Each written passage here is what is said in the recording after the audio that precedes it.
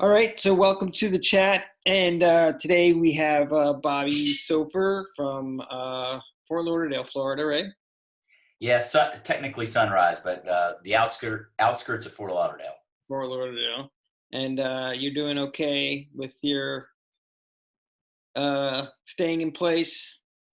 And Yeah, there could be worse places to be. So we have a beautiful environment here. A little bit of cabin fever, but I'm not going to complain. Everybody's healthy but at home. don't you get out and go for a walk? Yeah, I do. I do from time to time, but I'm ready to get on a plane and travel a little You might have to wait a while for that. bit. It does appear to be the case. All right, Hopefully so not so long. yeah. So why don't you start telling us a little bit about yourself, Bobby, and your background, and we'll start from there. Sure. I'm founder, CEO of Sun Gaming Hospitality, involved with both as an investor, participant, and advisor in some cases of various both gaming and non-gaming type projects. On the non-gaming side, renewable energy, some in global agriculture, basically projects that are innovative or have high exponential growth. Obviously, gaming is my background, so I'm involved quite a bit, both on the land-based side and the online lottery, sports wagering, and online gaming, as well as integrated resort development, land-based. My background is in the land-based world, primarily with Mohegan Sun, which I spent 20 years in various capacities. I was CEO of a couple of the properties, both in Pennsylvania and at the flagship in Connecticut, and finished my tenure there as CEO of the Mohegan Tribal Gaming Authority, which is the corporate entity of Mohegan. So we're basically recording this interview because you're going to be one of the speakers at the Casino Esport Conference, which is scheduled for September 8th through 10th at the Luxor in Las Vegas. But we all know right now we're going through this horrible pandemic, and I wanted to ask you, how has the pandemic impacted your industry or the casino industry as a whole? Maybe give us some insight. Sure. I mean, I think like many industries that have come to a complete halt, it's pretty dramatic. Something that none of us has ever seen. Never would have thought we would have seen mass closure of casino properties. We've always joked about it. What it would take to actually close down this industry, and now we're finding out. It's very unfortunate. And in this case, we've all lived through a number of downturns. I know personally in 2001 and then of course 2008, which was even more severe. This one is unique in the sense that not only do we have direct economic impact, from a decline in the economy, unemployment, all those other traditional economic metrics, but in this case, the closure has created, exacerbated circumstances. You know, Essentially, cash bleed. So every day there's a ton of expenses, and those not in the industry may not appreciate of actually keeping, essential employees, on staff, the operation, or at least the property, even though empty, sustainable. There's just a lot of other expenses that others don't know. I mean, depending on the size of the property, a daily cash bleed could be in the seven digits. So it's not only the opportunity cost of lost cash flows, but now you also have this expense that is not offset by any revenues coming in. I mean, in a lot of ways, I could see it. It's like, I never believe that gambling's ever going to go away. It's just part of our culture. It's part of the culture worldwide. But I mean, in many ways, you can say that after this pandemic is over, it's almost like we're starting from scratch. I mean, it seems like that, we're going to have to get people back into the casino, and it's got to be done more marketing. I mean, how does a casino go, or where do they go from there? Is there a plan, or are they creating any plans like that, or are they just dealing with the current bleeding of money? Yeah, I mean, look, every operator is different. I think the more strategic operators are obviously planning as much as they can. It is a fluid situation. Again, this is the first time it's happened. There's a lot of unknown variables that are not within the control of any operator. What the government's going to do, what lenders are going to do. Gaming has historically been a very resilient industry, but not only have we not dealt with something like this, but we're also at a time where the industry is far more mature, far more competitive than it was in the past. In the past, perhaps some of these issues could be faded by the fact that in many markets, you had an undersupply relative to demand. But today, you have a very competitive market, and it's going to be more challenging to bounce back, right? And you're going to need help, from your lenders, and you're going to need, obviously, to execute well, on the rebound. But it's challenging because we don't know how, what's going to happen, right? What types of policies are going to have to be implemented. There's a lot of planning going on now related to social distancing and crowd control and all those things, that you hear about. But until we understand the context of what it's like actually when it's time to reopen, it remains to be seen. Well, I mean, I've listened to sometimes I listen to Governor Cuomo about their stepping in, from the government point, they're stepping into he calls it the reopening phase. So they've gotten to that plateau, they flattened the curve, and now they're going into that reopening stage. So, it's got to be, as you said, is something that's in the thought processes of these casinos. But even beyond that, I mean, I see things like the El Dorado Caesars deal went through, even in this pandemic, but that was a deal that's been worked on over a long period of time. And, I don't, is El Dorado getting a raw deal? Because at this point, when Caesars has to open back up, is it going to be worth the amount that they're paying for it? Yeah.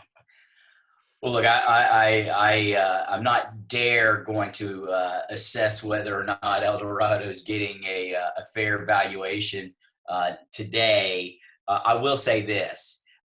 Clearly, I think, based on what's happened, like we've seen in the past, I think there's going to be some value opportunities for those companies that have stronger balance sheets that are able to acquire. I think you'll see valuations decline, and the severity of the situation may dictate, how far of a decline those valuations actually occur.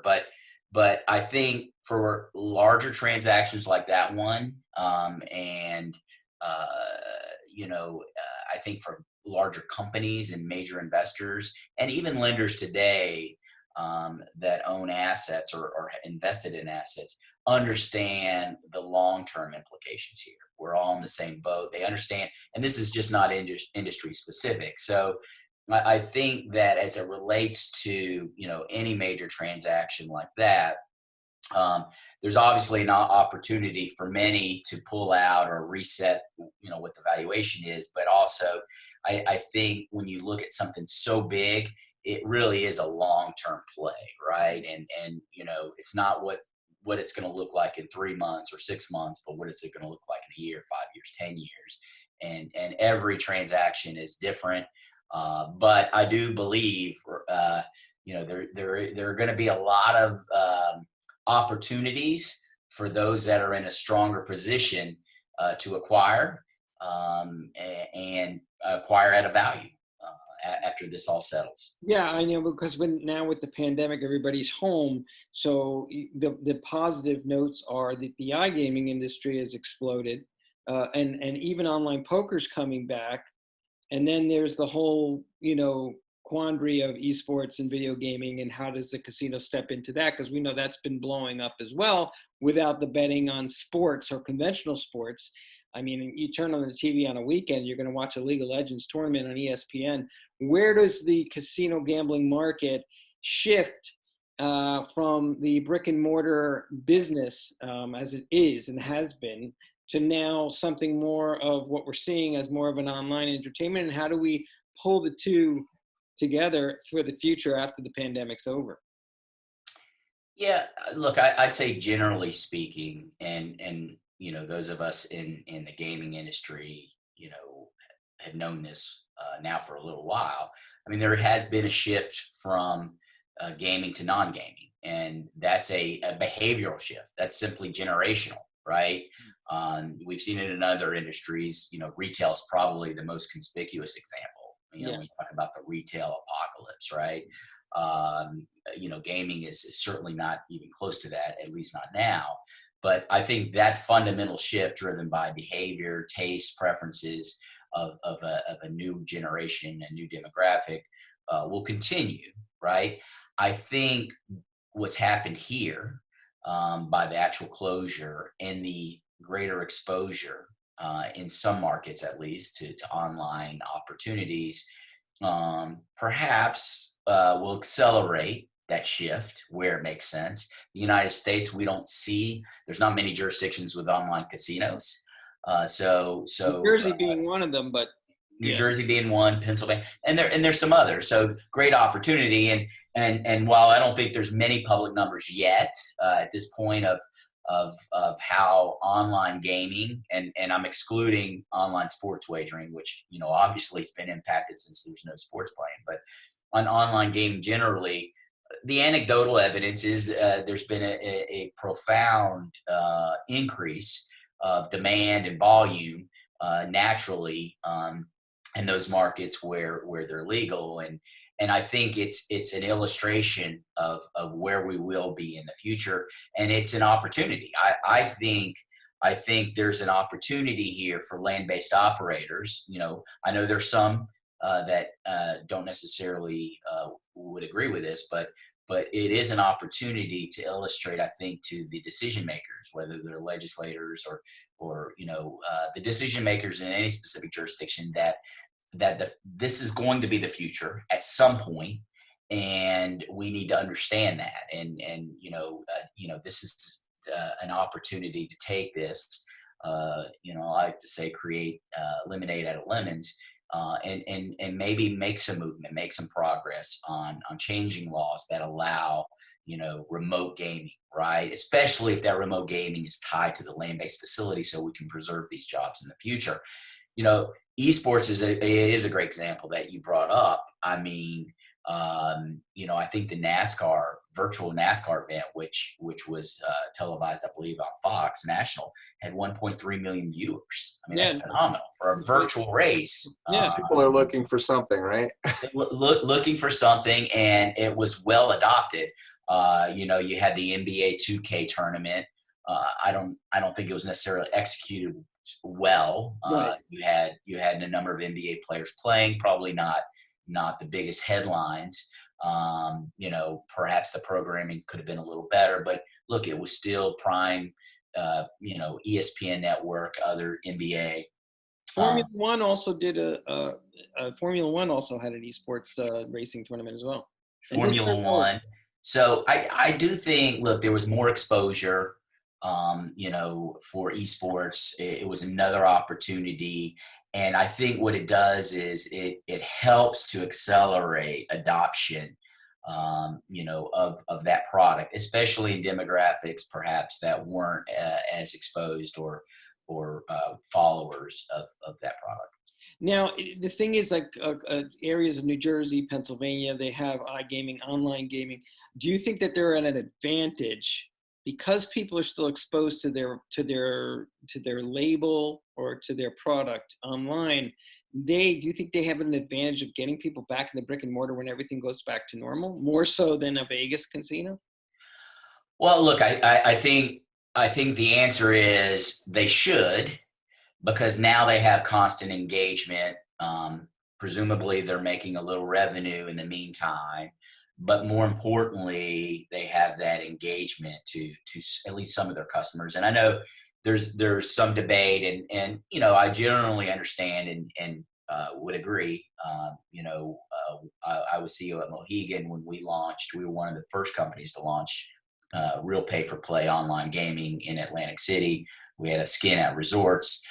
So I understand a little bit that it's not a strong overlap between the land-based consumer and the online consumer. But there is one overlap, right? And two, I think perhaps more importantly, again, is it was an opportunity to expose this product to the land-based consumer who may have otherwise not tried it, right? Mm-hmm. And so again, there's not going to be a perfect acquisition capability, because there are some differences, and it's not an identical overlap, but it clearly is an opportunity, both from an acquisition standpoint and a consistent or a constant engagement of the customer perspective, while at the same time making some revenue. So there's a clear advantage for those that had online gaming operations. We found that we talked about engaging in a different demographic, or that esports is now sort of gotten this limelight because there's nothing else to bet on. But I mean, getting back to when we do get back to normal, how can you see the brick and mortar casinos themselves integrating video gaming and esports as an amusement side, as a way to connect with the younger audiences when they're in the brick and mortar? Mm-hmm. Yeah, look, I think going back to the earlier point, this was an opportunity to expose other demographics to what esports is all about, right? I mean, you had some sporting events that were virtual, on national programming, including some sports wagering. I mean, sports wagering on NASCAR, which was well received, right? Mm-hmm. So you had some of that. That's number one. But I think number two is this. Fundamentally, we're ultimately seeing a shift in the consumer in a casino. We all know that. We've talked about it. Slot manufacturers are trying to adapt, find products that are more accommodating to the millennial, and the subsequent generations, right? And it's challenging, right? It's everything is done by this guy right here, right? And we've seen that in all the other industries, and gaming is going to be no exception. And the question becomes, how do we connect and how do we leverage this versus fighting this, right? And, you're not going to substitute, the gaming floor and the revenues and the volumes and the significant, generation of cash flows from the gaming floor. On a per square foot basis, there's nothing like it. Perhaps maybe retail in an airport. That's about the only thing that comes close to generating the revenue per square foot on a gaming floor relative to any other type of real estate. So you're not going to turn your gaming floor into an esports arena and make up your revenues. But what you do is you can help, mitigate some of the lost revenue on the land-based gaming side with online gaming. And then you can, create experiences in the gaming space, or in the integrated resort that you have today, by repurposing that space to create experiences that the new generation will like. So I think it's a combination of recapturing some of that revenue online, whether it's gaming, specifically gaming, most importantly gaming, sports wagering, all those other things, and then driving those gamers, as well as your traditional gamers that will typically come to the property, through a evolving and over time repurposed integrated resort facility. Well, I mean, a lot of people mention and talk about how esports will be bigger than conventional sports wagering, because it's got, there's multiple amounts of events going on 24/7, 365 days of the year, where in conventional sports, there's just seasonal times, and the games are at certain times of the day, etc. So in that respect, for the wagering side, I mean, do you see that esports will grow bigger in the betting industry, in the wagering industry, than regular conventional sports wagering? I'd like to add is that I like to add that as a two-part thing, okay? Prior to the pandemic and now post-pandemic, because remember, we were having these conversations prior to the pandemic. The difference is that now we've actually seen this stuff in action, whereas the video game companies have exploded with a lot more revenue. And in addition to that, the iGaming, of course, is doing quite well, and anything else that happens to be online, obviously. So does this, what happened, the catalyst, does it create that shift? And how long before, people just are right now in safety mode, do they move to this other mode, which is, we got to do something? Mhm. Yeah, I mean, legitimate questions. I mean, I think first, generally speaking, esports is still a very young industry, especially as it relates to sports wagering on esports, right? We are at the very early stages, which means, by the way, that you're going to have exponential growth. And we're already seeing that. I mean, we went from I think 2 years ago, 3 billion or a little over 3 billion in wagers on esports to what is predicted to be in 2020, depending on who you ask, anywhere from 8 billion wagered to 13 billion wagered, right? And if it's 8 billion wagered, it's going to be over a half million yeah, in revenue. I mean, over 500 million in revenue, excuse me. So I think which is relatively small compared to the sports wagering industry as it exists today, but it shows you that it's in now the beginning stages of exponential growth. Once again, I think, this event helps to accelerate that. And anytime you accelerate any type of industry or any type of sector within an industry in its early stages, it just makes that growth factor multiply much quicker. And I think you will see that here. I do think, to the point that the nature of esports, right? The fact that it's year round, it's very flexible, it's very accommodating, allows it to grow fast. I think that's number one. And number two, of course, and probably more importantly, is that the younger demographic, as they get older, will help contribute, and the newer demographic coming up will help contribute to that growth. Do I think next year we're going to see esports wagering get anywhere near what traditional sports wagering is? Of course not, right? But I do believe this is a tremendous opportunity, and if you're an operator, whether it's on sports wagering, whether it's online, or whether it's land-based, clearly that should be part of your planning process. That should be in your strategic plan. Even if it's not your 12-month, it should definitely be in your strategic plan. It's inevitable.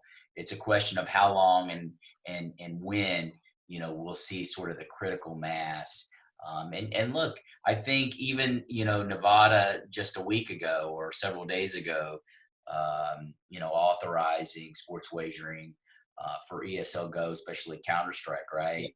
That's just another example, right? I think that was catalyzed in large part by what's happened over the last several weeks. Yeah. Those are the types of things that I think we're going to see more and more. There's also, I mean, that was just something that was in the news, but I mean, as far as attracting that next demographic of younger people, I think they're coming into a world where we have to really create something very different from them. And UNLV has been working on, the Blackfire Institute, which is developing not just the esports side of it, but also peripherals around the hospitality end of it, changing, interiors of the rooms to have, sort of like Alexas or something inside those rooms that can help, with making plans for dinner plans and other things like that are going to be much more tech connected. Do you see that as also part of the reinvention of the resort and the brick and mortar? Yeah, look, I think it goes back to tying it all together, right? I think in the case of UNLV creating, I think, a very insightful, progressive incubator, right? We'll call it technology, gaming, and hospitality incubator is a very smart thing to do. I mean, it is, I think, going to help contribute to the future, right? It'll I think it's an illustration of where we're going and where we're heading.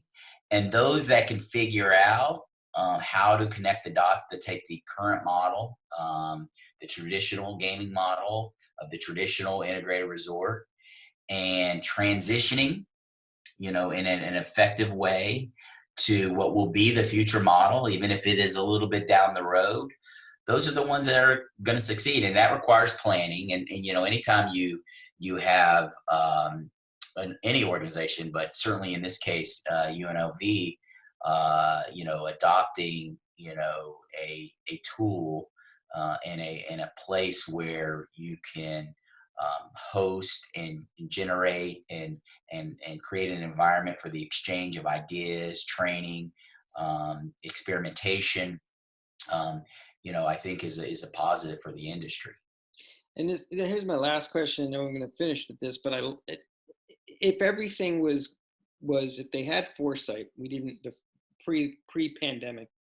But I mean, if the casinos themselves, I mean, asking this question is, if the casinos, and we know that they will, create this online experience with this tech hospitality experience inside the brick and mortar, having that online experience, let's say they had it today and they had created it 3 years ago, do you think it's going to help build more audience, build more connection to the brick and mortar, and as an overall gaming experience? It's obviously, I mean, the answer is probably yes, that it's going to develop much more of a robust ecosystem for the gambling industry.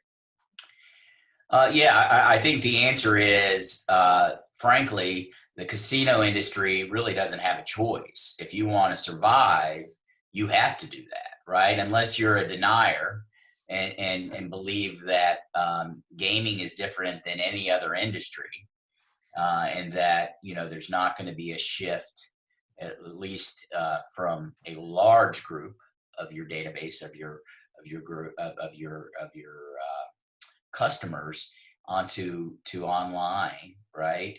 Then I think you're going to be left in the dust. And so you have to find a way to do that, right? And these bricks and mortar facilities are large. They're saddled with a lot of debt, so they have to recapture a lot of that revenue that they're going to lose, and they're likely, in large part, going to recapture it, by providing products and services to what the new generation of customer wants. Yeah. It's kind of that simple. It's not simple to execute, and it's certainly not simple to plan for, and no one knows exactly the timing, but that's how it's ultimately going to be played out. It's adapt or die. Yep. Correct. Well, Bobby, I wanted to thank you very much for coming on to the CEC marketing show, and we'll hope to see you in September. Cross fingers. Let's hope that this pandemic is over by then, or at least it's been dealt with in some way that we can. That's the thing. We don't know day to day what the hell. In the same room together. Yeah, hopefully. So, but anyway, good seeing you. Enjoy. Go for a walk. Stay safe. Wear your mask. Maybe we'll all be wearing masks or hazmat suits at that point. Who knows? Well, we'll see. It was my pleasure, and I'm looking forward to getting on an airplane again, and especially being in Las Vegas. Well, if you're going to go on an airplane, you probably will have to wear a hazmat suit. Yeah, for sure. All right. Have a good night. Thank you. All right, thanks. Appreciate it. Yep. Bye. Bye-bye.